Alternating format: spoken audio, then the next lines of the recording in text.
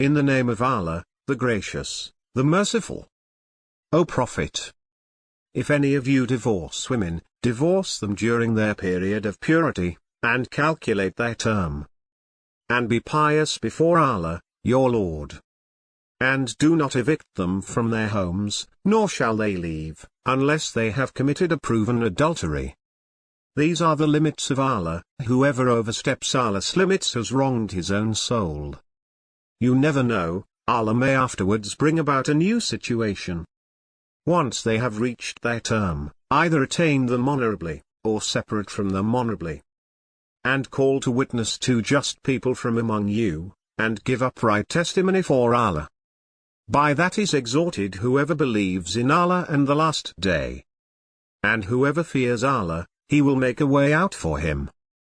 And will provide for him from where he never expected. Whoever relies on Allah, He will suffice him. Allah will accomplish His purpose. Allah has set a measure to all things. As for those of your women who have reached menopause, if you have any doubts, their term shall be 3 months, and also for those who have not menstruated. As for those who are pregnant, their term shall be until they have delivered. Whoever fears Allah, He will make things easy for him. This is the ordinance of Allah, which He sent down to you.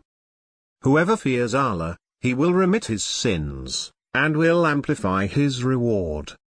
Allow them to reside where you reside, according to your means, and do not harass them in order to make things difficult for them. If they are pregnant, spend on them until they give birth. And if they nurse your infant, give them their payment. And conduct your relation in amity. But if you disagree, then let another woman nurse him.